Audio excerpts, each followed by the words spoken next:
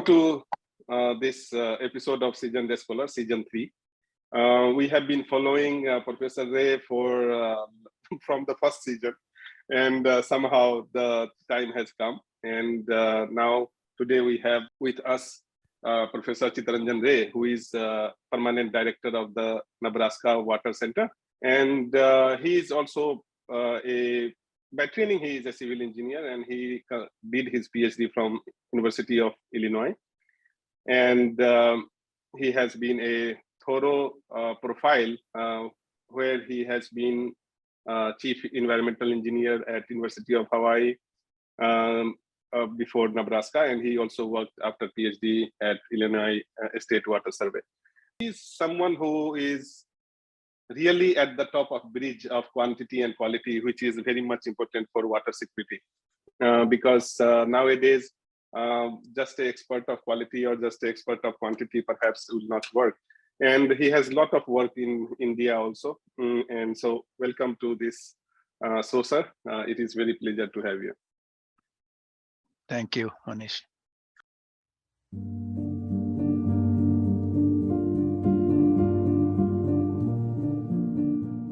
And what kind of supervision you got, whether there were some tough time, so just a kind of summary of that PhD.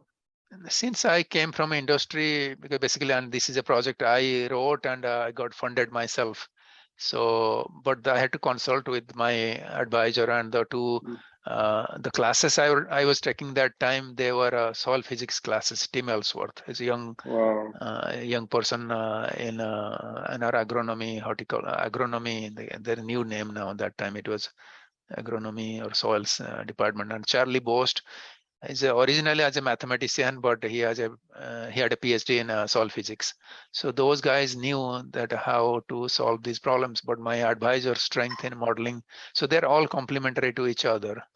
So then Tim basically helped me in the proposal writing. So we got that funded. $70,000, no indirect cost, no overhead. So I was earning 16,000. I said, okay, I'll go 2/3, a little bit more I made. I forget what was making, whatever came out. So that supported me for 2.5 years to finish my PhD.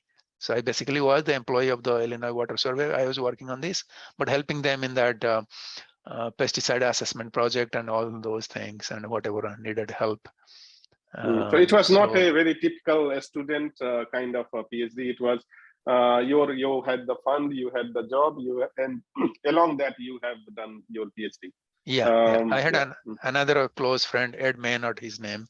He took retirement actually in Illinois Water Geological Survey. He was an engineer there. He also was a student of my advisor. Same thing. He basically worked full time and did his PhD, and I worked only 2/3 time, and 1/3 I put for my PhD.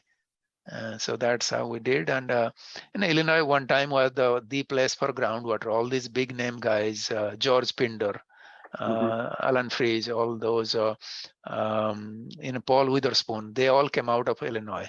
So, but Illinois Water, Tom Prickett, the person who wrote the one of the first groundwater models called Plasm, Prickett Longquist Aquifer Simulation Model. He was still there actually. He was a good friend of mine. Then he worked on the random walk model, so I knew all those people. It was a good thing. And every weekend we used to go to my wife's sister's place, and it was good living there. Although money was not that much, it was enough to have some good living there and good school. The friendship with Dr. Bhaloki was very good. Then also eventually there was a little bit personal tragedy on his side. His wife died of cancer, and my wife really spent quite a bit time with her. And this is when before your PhD finished? Before finishing the PhD, yeah. So it was, he went through really very tough times. Hell time. And then Dennis's sisters, sometimes Al's mother, they will come, and because Ben was there, the young boy. And so my wife sometimes used to help them, and she was in a lot of pain. did all these things. And anyway, so. And the boy was not so old, right? He was No, must he be. was, by the time she died, he was maybe 4 or 5 years old or something. Then they had a girl also, but she was born just before she died. So How was your, I mean, as an assistant professor, because you were very, very mature by that time. So how was your first PhD? I mean, you student, how was that being mentor? Hawaii, of course, is not a typical place where you can get many students because it's a kind of out in the Pacific. So you have to rely on what is available, but plus also those days, for some reason, I said, I want an academic job, but you could have bargained in the mainland here for more money. But they gave me 1 month summer support and $10,000 as startup. That's it. There's nothing more. So I had to find the money. But I was lucky that I met a professor who had retired from agronomy department, their agronomy and soils, Dr. Richard Green, his name. These are all these, I say all these people, they are all living, many of them in their 80s, 90s. He's 90 something, 94 now, 93, 94. Very dedicated person. And his son is youngest son is my age actually. So we became good friends, and he was kind of my mentor doing field work, lab work. He allowed me to use his lab there in the soils program they had. And that's how I slowly tried to write some proposals. In the beginning, I just had a master student. I am recalling that because there was no money to support anybody. Then what happens that I write a proposal to do this pesticide assessment, the work I had done over the years in Illinois, using artificial neural networks. So first year it didn't get funded, but second year I finished the proposal already, gave to Dr. Green to read. He had very thoughtful comments, and I got funded for 2 years. I had some money, and then I got a master student and also a postdoc from Asian Institute of Technology, Bangkok. The postdoc's name is Golak Sahu. He was a marvelous person, actually. He came with ODI guy, but highly dedicated. I would say workaholic. And the year and a half I had with him, he already published 4 or 5 papers. Then he went to UC Davis when I was running out of money. Went to work there with Professor Jeff Schlado, his name. He was at the Lake Tahoe Research Center. He's a modeling person. He did some de-stratification work through bubbles, modeling tools. Using fine bubbles, you can break the lake stratification, trying to create a mixing process, hydrodynamics and all those, oxygen transfer, all those things he was doing. So that really started. Then I got a student. The first student was a Thai student. She came from Thammasat University's campus in near the AIT campus for a master's with the East-West Center. Then she stayed for PhD. So 2 years support from master's and 2 years the East-West Center gave her. Then I had some collaboration with the Louisville Water Company. They funded another 2 more years. So she was the first PhD. Her name is Mankolaya Rungbhet Bhutia. Where she is now? She is one of these executive positions in East Water Company, which it's a bulk seller of water to the city of Bangkok.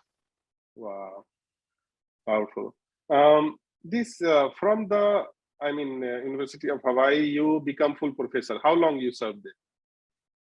I was there, I think about 9 years. I became full professor. Yeah, so it was a bit rapid, isn't it? I mean, typically there. Then I gradually got some more competitive funding from USDA, other entities, and then gradually came to know some folks there, good friends there, like us. That time, the associate VP for our research was Dan Nishi, and his Yeah. And you had a lot of experience, no, between master and the PhD, because it was almost 10 years you worked Yeah. and had a lot of experience. Yeah. So in fact, if you wanted, you could have, even after PhD, you could have gone for associate, but I mean, the very Possibly, reasonably. because a lot of places it's not easy. Yeah. Mhm.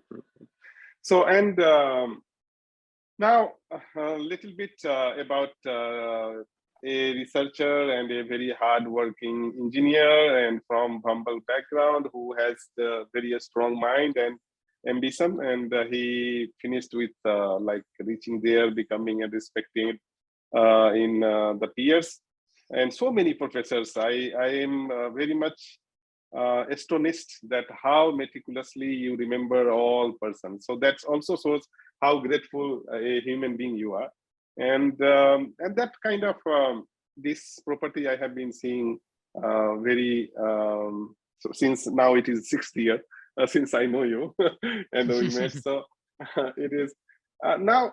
Tell me that how after PhD there, how you moved to the UNL, and how Yeah, has been this journey? before I go, let me just I should not forget one thing, that when I went to Yes, yes. Texas Tech, And we met. So it is now.